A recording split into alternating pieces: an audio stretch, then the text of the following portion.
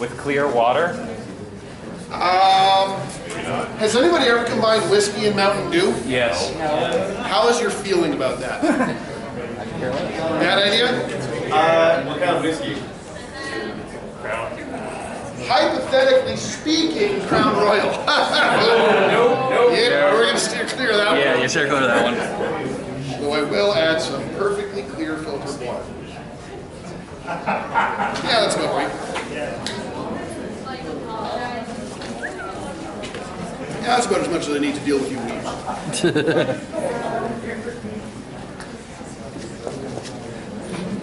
that's about enough. God, in hindsight, I should have told you to do it just so I could see your facial expression when you. I have more bottles. I could have just put it aside. Yeah. So, how to date part 2. And how to be good at sex. Short version. Boundaries. Learn them. Respect them. Lesson over. Okay. I had a particular outline I was going to try this year. Let me check my notes. Drive, good Lord, there's a lot of messages on the staff chat. Probably most of them aren't about me.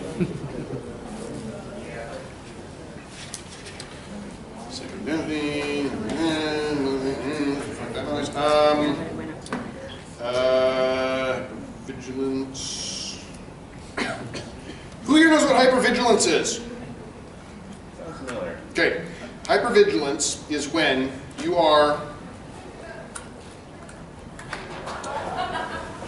notice and worry about small changes in tone. You are constantly trying to interpret from what someone says what they actually mean. Okay?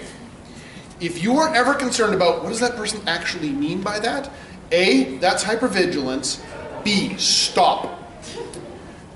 First of all, it is okay to not know what they really mean, because if they really mean something different and say the first thing, right? If they say, I'm hungry for pizza, and they mean in some weird fucked up code they've built up throughout your relationship that what I want is Chinese, and if you don't take me to Chinese, I'm going to bitch all night. They've said, I want pizza. You are not a fucking mind reader, okay? If they say they want pizza, the appropriate response is to say, okay, we're going to get pizza. If they say, I don't want to do anal, there are many reasons to go, okay, we're not doing anal. Among them is, doing anal when someone says they don't want to is a real good way to go to double jail forever. But if someone wants anal, or pizza, or for you to open doors for them, but what they say is that they don't want that. First of all, they're shitty at communication. Because if they try that with a complete stranger, they're going to get pissed with a complete stranger who didn't do anal. Well, you said you didn't want anal. Why the fuck would anyone try to stick it in your ass if you said no? What you are asking is for you to be anal raped on the off chance that you're into that.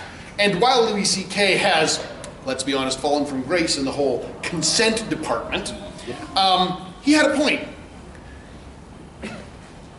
Gentlemen, if a woman plays hard to get, she's hard to get, ditch. Okay? If she says she doesn't want to go out that night, okay. If she then gets mad that you didn't take her out that night, not your fault. She said clearly, I don't want to go out tonight, you didn't go out that night. She does not have the right to tell you that you should have interpreted her words the opposite of what she said. Ladies, if a guy says, no, I'm fine, maybe he's wrong. But he told you that he's fine.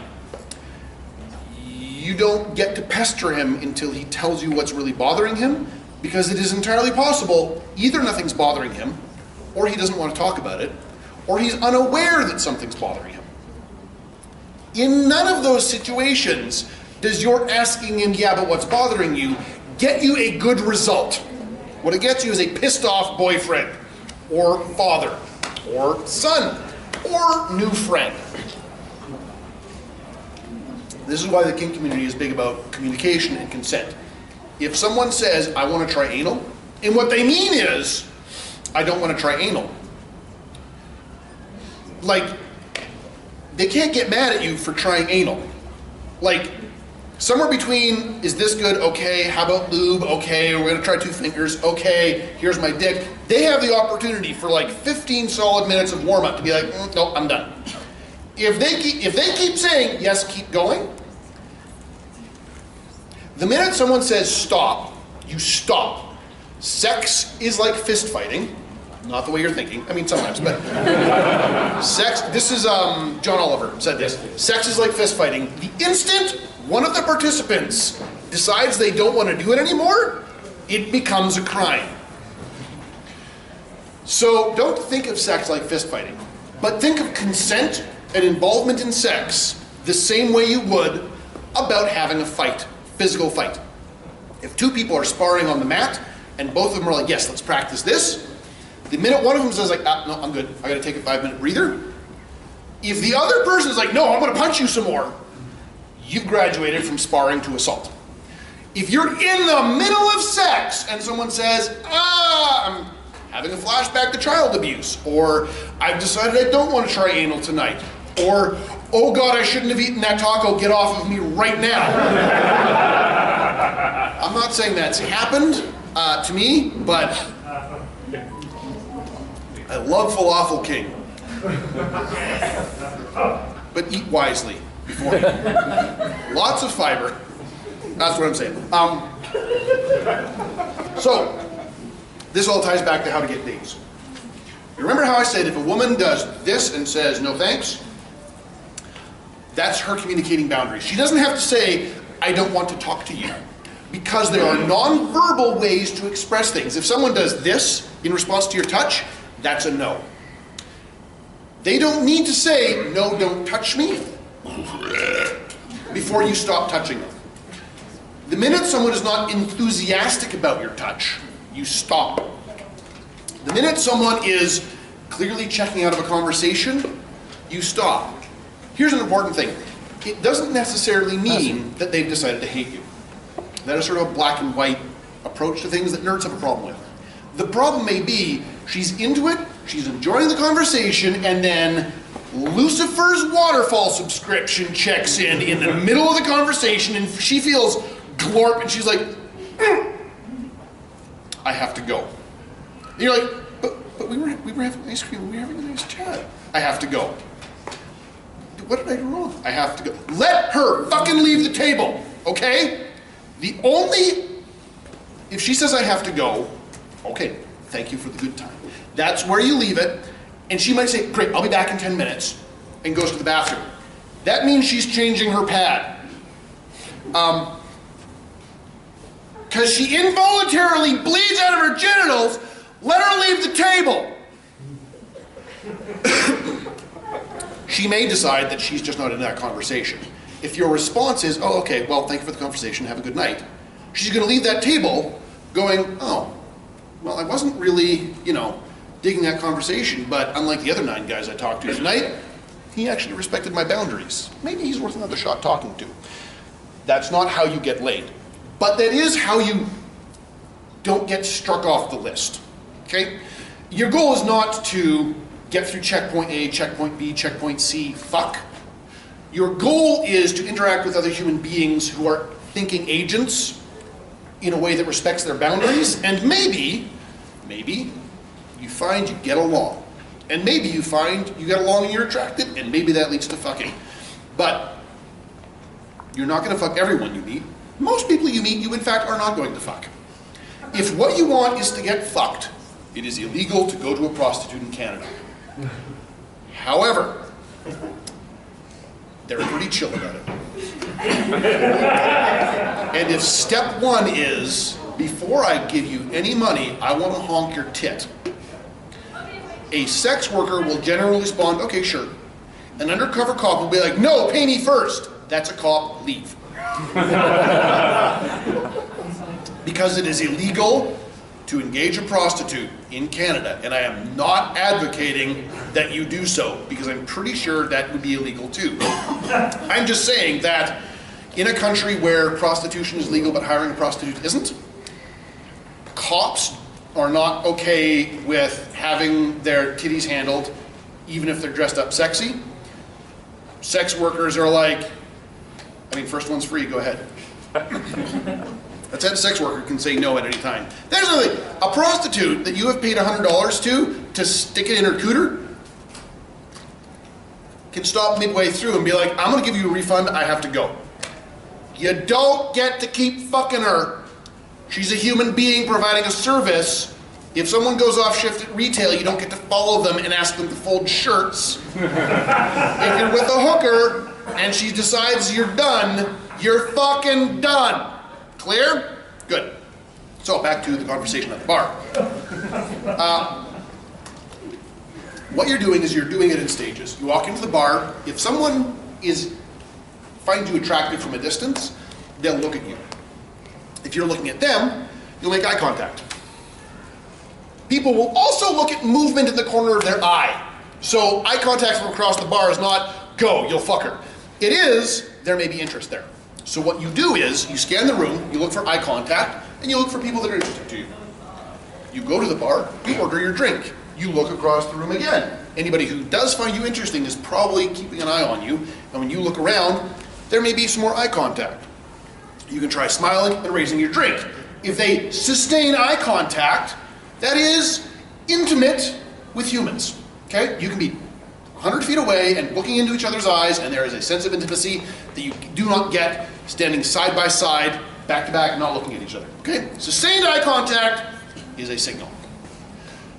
Then you can walk up, or if you're just wandering through the crowd, you'd be like, oh, you're cool. Hey, my name's Tyler, do you want to chat? And they can say, no thanks. The response is, okay, cool, have a good night. Because A, you're respecting their boundaries. B, remember that story I told about the 5 girl cosplayers? One of them's wearing a suit, hangs out with the 3 male cosplayers, and they're like, hey, one of us doesn't get to go home with one of them tonight, we failed. And then she told her female friends, because ladies are aware that other ladies have encountered dudes. And they're like, oh, you know this guy? What's he like? And if the response is, he does not respect boundaries, not only do you not get laid with the person whose boundaries that you disrespected, you also don't get laid with anyone she knows, which is a much larger circle of people that you don't get to fuck.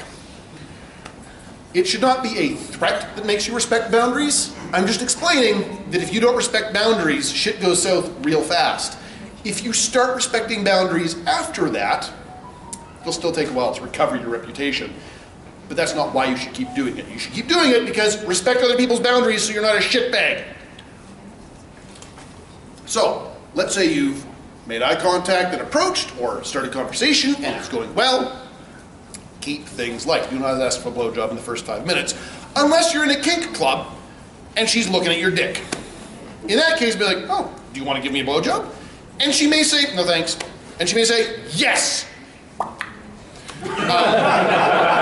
That's the sound a blowjob makes. No, it's not. So, don't ask for a blowjob in the first 15 minutes. What you do is, you treat her like a human being.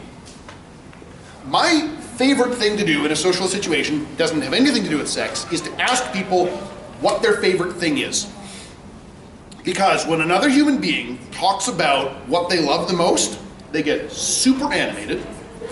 There's a bonus socially because they will be talking about their favorite thing while talking with you, and they will begin to connect conversation with you in their mind with their favorite thing, which is positive. So that helps build up rapport, right? Mutual social interaction. That's not why I ask people what their favorite thing is. The reason I ask people what their favorite thing is because seeing someone geek out about something is so fucking cool and I love it, right? Like it's the next best thing to making someone come. I really like making people come, but it's a lot easier to just ask them what their favorite thing is, and I get to do a lot more of that in terms of frequency. On an average weeknight. Depends who your partner is and how multi-orgasmic they are, really. Point is, you ask, what's your favorite thing? Or, I noticed you've got earrings of type X. Like, hey, are those Rohan Kishibe's earrings from JoJo's Bizarre Adventure? Why are you not wearing the rest of the cosplay? And the response being, because I don't cosplay, you fucking nerd. Oh, then why are you wearing Kishibe's earrings? But then you're talking about JoJo, or Shield Bro, or whatever. Like here, at Otafest, I mean next year, because it's almost over, but at Otafest next year, be like, dude, your Shield Bro costume is awesome, please tell me about how you constructed it. Also, was the bit where Raftalia became an adult not totally cool, and also, I mean, mildly creepy? Just a bit. Also, don't you prefer Firo because she's cooler? Because then you're talking about a common interest, which again, positive feelings, building social rapport. It's not so you get fucked, it's so that you are interacting with another human being. Have fun, ladies. Enjoy your masturbatory materials. You have my Instagram, right? Yeah, okay. You three can leave without my Instagram. So, once you're having a conversation, okay, now you're having a conversation. The way to ask someone out is, if you are in a context where it is expected that you're socializing, say a bar, then 5-10 minutes into the conversation, that would be the time, like, you're like talking about Kishibe or Shield Bro, or let's say at a bar, the local sports team, whatever your common interest is, or whatever they're really enjoying talking about. When there's a lull in the conversation, don't do that. Be like, oh, hey, by the way, I am flirting with you. So, tell me more about Shield Bro. Because, I mean, I'm emphasizing Shield Bro because that is a good costume, and I fucking love Shield Bro. Oh, yeah. I like Isekai, but Shield Bro is like, yes. Because fuck everyone else. I had trauma. So, you're talking about Shield Bro. And if their response to I'm flirting with you is cool, so am I. Okay, don't ask them for a blowjob. But now you are flirting. Now you can make more prolonged eye contact. Now you can like make some flirty jokes, not about their tits. But if you can come up with a clever pun about dating, or like I know people who occasionally they like have a bag of candy and they're like, hey, want a kiss? Hershey's Kiss. Lame. Clever pun. And your ability to use humor is an indicator socially that you are not a mouth-breathing fuckstick, which a lot of women are attracted to. I've been giving a lot of advice to the guys. Ladies, here's what you do. You show me your tits. No, the advice for the ladies is exactly what I've just said. The reason I'm giving this advice to the ladies, by the way, guys, you will be alarmed by this. Of the, 10 most beautiful women I know, almost all of whom are nerds, because that's who I hang out with, I think 8 of them are or have been in their lives single way more than they wanted to be. Partly because, again, they hang out with nerd dudes who aren't good with boundaries, and they're like, I'm not going to fuck somebody who doesn't do boundaries, right? But profoundly attractive women is not the same thing as socially skilled women who get dates easily. There are women who, I know 10 out of 10 hotness women who can spend 30 minutes reciting details about their appearance that they dislike. And they think other people see those details too. And I'm like, I have never compared the size of your nostrils. But literally, that is a thing I have seen, like not someone I know personally, but there's a cosplayer from like France, and she's like, I'm getting surgery to fix my nostril size. And I'm like, what? Who here is familiar with NG Knight, the cosplayer? She got famous for the Supergirl dance, right? Super fucking hot. She posted a black cat cosplay picture. It was full body, heels to the top of her head. Her comment was, I don't normally shoot full body shots because my legs are short and I feel like a human corgi. And I'm like, What is wrong with your brain? I would lick every square inch of your body. Please let me fuck you. I didn't say that. Therapy. So the thing is, just because a woman is attractive does not mean A, that she's emotionally healthy, and be careful of that. B, it doesn't mean that she knows she's attractive, which is why, I mean, these super hot fucking girls get flirted with. Remember how I said nobody can tell when somebody's flirting with them? Super hot girls with social anxiety have no clue. They know they get really raunchy comments from dudes and they hate it, so they don't go outside as much. They also have good friends who have to tell them straight up, by the way, would you like to go out? And they're like, what? Why would you want to date me? Because your titty's the size of my head! Speaking of which, so I know women that are A cups, that are confident in their body. I know women that are A cups that are like, fuck, I'm too scrawny. And I'm like, I've watched too much hentai to consider that a reasonable argument. I know women with big old titties who are like, ugh, my body's all sloppy. And I'm like, just because you like watching lolly hentai doesn't mean everyone else hates big old titties. In fact, I'd be willing to bet money that plenty of people would like to motorboat you. There are women who are like, ugh, I'm a 2 out of 10. And I'm like, my dick disagrees, and if you would like, because we are friends, I will prove to you that you are sexually attractive to at least one human being on the planet. How do you feel about leather and vibrators? Once I'm good enough friends with them, they understand the sort of thing we do, yeah. The point being that there's no such thing as leagues. Someone's out of your league? No. Okay, so there's a particular feature I've noticed that there are some women that I've been like, and other people have been like, you like her, really? I'm like, yes. And they're like, her face is a bit not good. And I'm like, oh! Yeah, no, you're talking about the nose and the teeth, right? And they're like, yeah, her teeth are terrible, and her nose is like, and I'm like, I can see how that's your opinion. My boner, however, disagrees with you to the extent that I would do criminal things to her. And I don't just mean like she didn't give consent, because I'd need that consent. But then the things I would do to her would be at least illegal in Alabama. And they're like, she's kind of a butterface. And I'm like, I understand that that's your opinion. Fuck you for talking about my friend that way.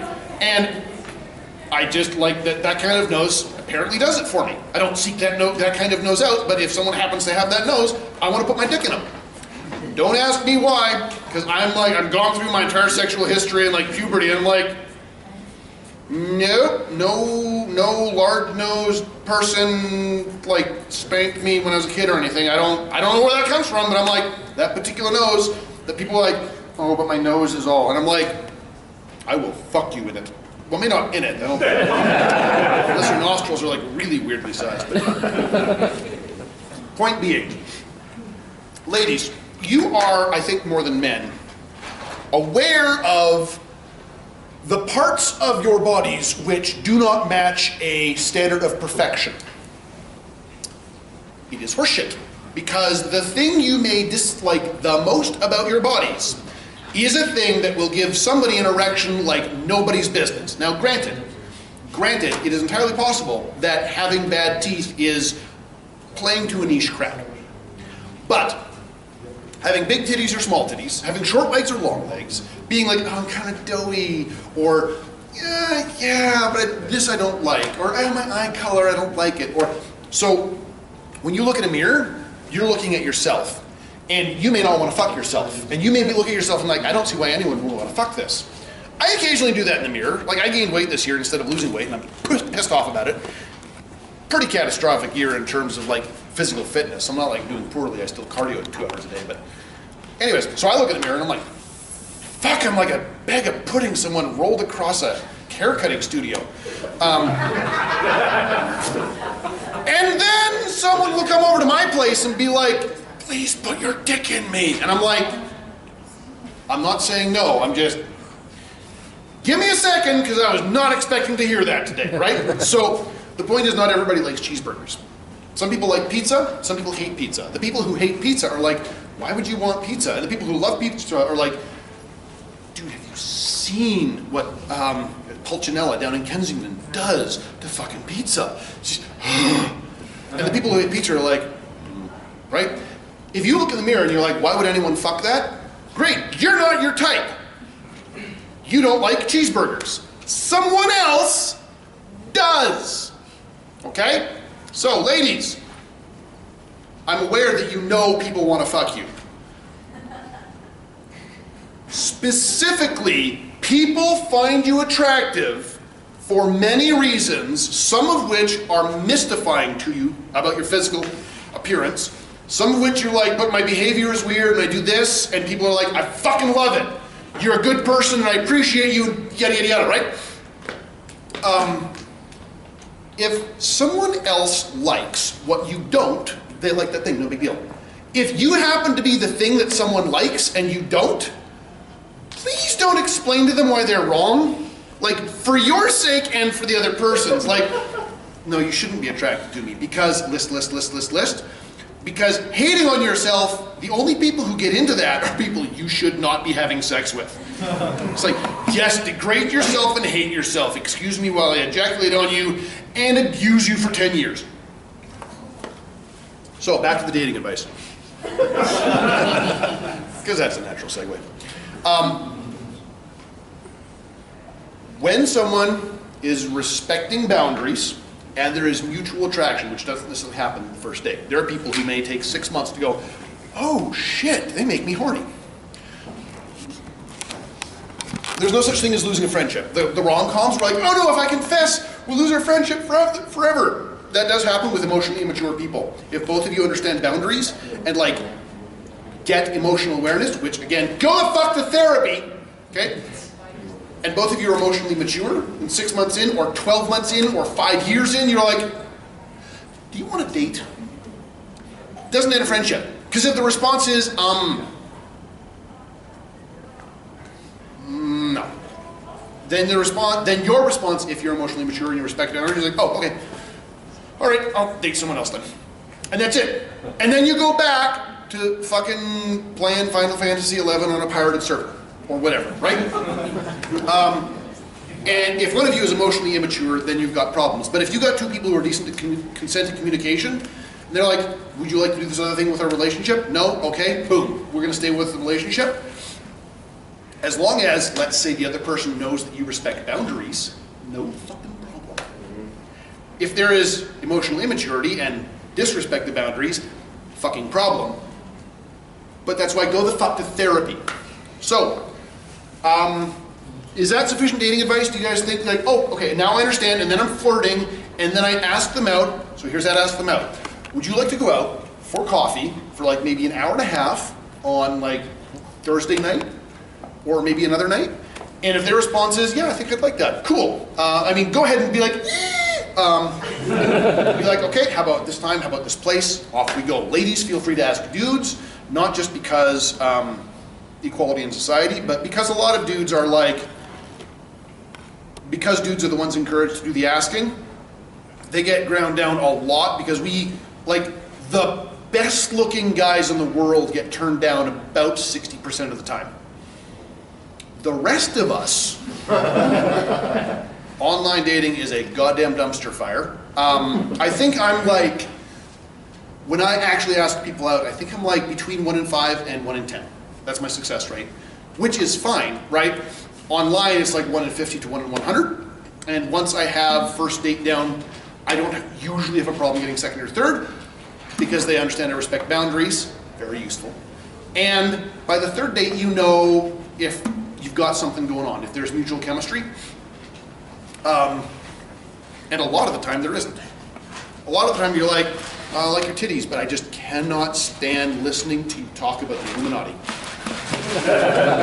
And okay, you're done dating that person. Keep going. But if things keep going and you're getting chemistry, do you guys now feel that you have a roadmap from social anxiety, therapy, conversation, flirting, date? You guys think you've got a pretty good roadmap there? You have a question? What if you struggle with conversation to the point in which it seems like your boundaries are a lot higher than they actually are, and then conversations get shut down? So, yeah, that is social anxiety, which, okay, so here's what happens with social anxiety is, in martial arts, the fastest way to lose a fight is to get tense. Because you start losing speed and flow, and just like, and your range of motion and your speed of reaction slows down. Social anxiety is exactly the same thing in conversation. It makes you tense up. All of a sudden you're thinking about how things could go wrong, and what do I say next? I'm blanking, I don't know what to do. So one, practice helps. Accept that you're going to hear a lot of no's and just talk to people, and not giving a fuck is a skill that's really hard to get. If you're going from 0 to 1 times having sex, very more difficult than 1 to 2. Okay, the first time is a hump to get over. Ha ha ha. The next 10 are like increasingly easier. Conversation is much the same way. You have to be willing to hear no and just try again and try again and try again. Increasingly respecting boundaries, learning the skill of conversation. But if you're bad at, if you're like, I'm blanking, I'm just bad at conversation.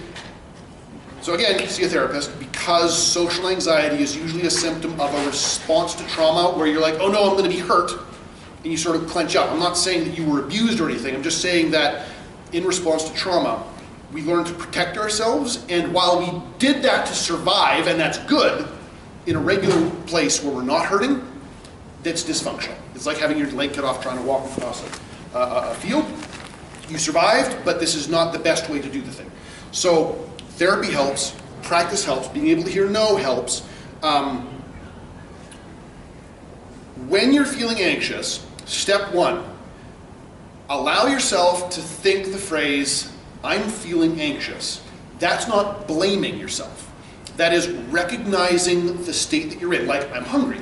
I need to piss. Oh dear. I need to talk to you. All right, we're going to finish off soon. So the recognizing that you feel anxious. Remember I was talking about emotional journaling and being aware of your emotions. So step one is, I'm aware that I'm anxious. Now, after that, and there's a whole skill set that therapists can teach you, but basically you're like, okay, what am I anxious about? Well, I'm talking to a cute girl, what if she says no? Okay, what if she says yes? Your internal monologue won't have hit upon that idea.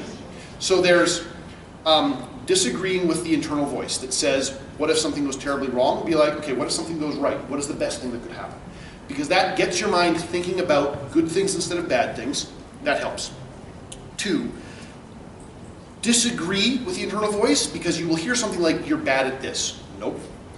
Maybe you don't have a lot of practice. That doesn't mean you're bad at something. That means you're not good at it yet. Disagree with the internal voice that talks shit. Think about it as if it's someone else that you dislike saying those things to you. It's hard because it's in your own head and it's in your own voice and you hear it, but if you hear, man, I'm so fucking bad at this, be like, no you're not. Even if you don't believe it, be like, no you're not. This is my worst enemy from high school telling me this. Fuck you. I'm just not great at it yet. Okay? And then be like, okay, what am I hoping for? What's the next good thing that I can work toward? And so, like, honestly, when I started out, because I was like, oh God, social anxiety, I didn't leave the fucking house, right? It took me like 6 months of solid practice. Like, I went to a fucking kink flea market and got flirted with hard. Obviously, everybody in the room is like, she's flirting with him. 3 hours later, I'm driving, I'm like, fuck! She was flirting with me.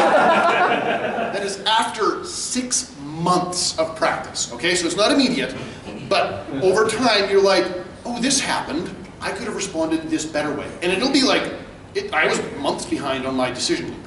And then with practice, it was down to a month, and I was like, you know what, last month, in that situation, this would have been a better tactic. And then eventually it got down to 3 hours. And I was like, son of a, I've been doing this for so long. And 3 hours later is not enough fucking time to be like, hey, you want to go out? Because she was fucking gone, right? So I kept practicing, and and eventually, and it took a while, go to therapy. You learn there's a shitload of skills that I am like breezing over. Or get the book. Mind Over Mood. Good book, $25, 85% as effective as going to a therapist. But you have to do the work. You practice and practice and practice once you've got the skill set, once you're practicing the skills. And eventually, after a while, it gets to the point where you're in the conversation and you're like, wait, 5 minutes ago, she put her hand on my arm. That was physical contact. That was a lowering of bet. Oh my God, I think she's interested.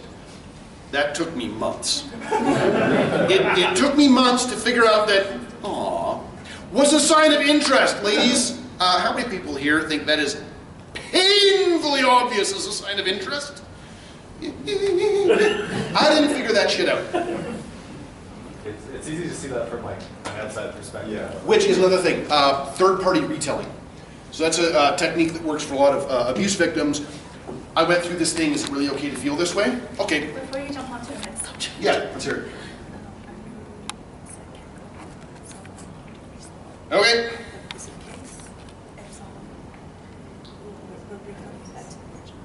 Okay, so they get them. Okay. Sorry, man. Okay. Where was I?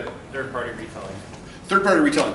So if you're in a situation, pause occasionally and be like, okay, if I was across the room and watching this interaction between a friend of mine and this person, what would I tell them is happening and what advice would I give them?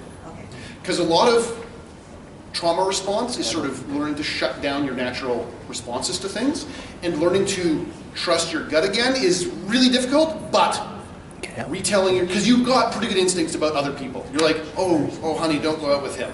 He's a creep. Or, I don't think she respects you, right? You can see that in other people, but as soon as you're talking about yourself, there's a lot of double second guessing and like, but is it really, can I trust? Tell yourself, if I saw a friend doing this with someone else, what would I expect to be happening, and what would my advice be, right? So yeah, go to therapy, learn to hear no, and understand that it's not a rejection of you, it's a rejection of the situation. Practice. And eventually your decision loop cuts down to within the same conversation, and then eventually, basically you're in real time. It takes a while. It involves a skill, you're building it up. So, we're really close to the end, and I promised some people some demonstrations of stuff. Hands up if you are willing to participate in a stand up front here example sort of crowd involvement thing. I know I'll never be the same. Shook my world so hard again. Wish I washed away my